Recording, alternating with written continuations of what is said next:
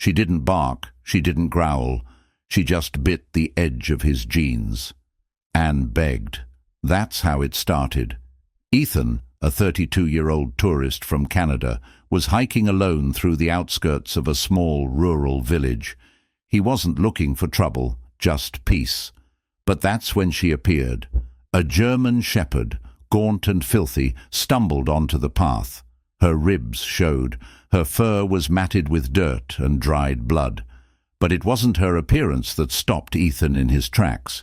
It was her eyes, wide, frantic and begging, not for food, but for something else, something urgent. She approached him cautiously, trembling, then gently bit the edge of his jeans and tugged. Ethan froze. "You want me to follow you?" he whispered. The dog didn't bark. She just turned and began walking, looking back every few steps to make sure he was still behind her.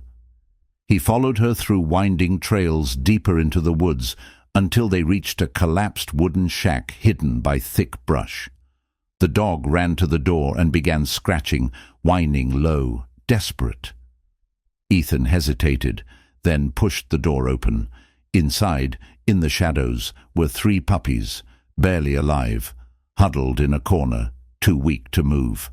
One didn't move at all. The smell of rot and rust hit him like a punch.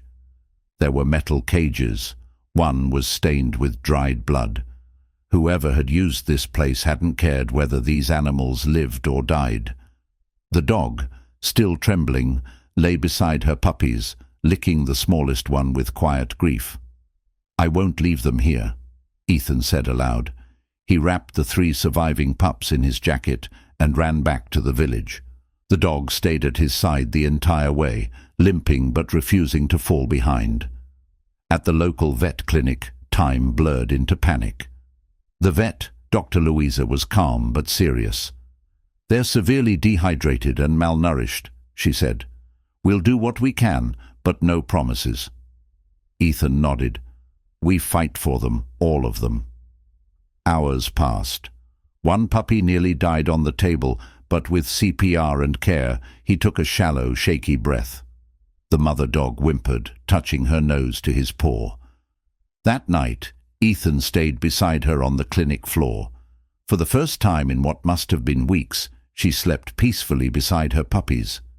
When she leaned her head into Ethan's lap, he whispered, "You're safe now." He named her Luna. Weeks went by. Luna and her puppies moved in with Ethan to his small countryside cottage. She hesitated at first. Too many memories of doors that led to cages, of hands that hurt. But slowly she learned to trust again. One afternoon, Luna barked for the first time, not in fear, but in joy, as her pups chased each other across the yard. Her fur began to shine again. Her eyes, once haunted, now held warmth. But healing doesn't erase the past. One day a black car pulled up to Ethan's home. 2 men stepped out.